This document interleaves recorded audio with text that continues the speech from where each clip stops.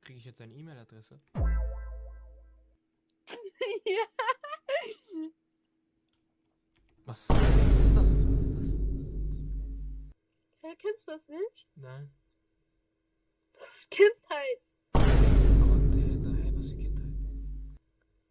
Hä, das ist Cola. So. Eine Frage. Mhm.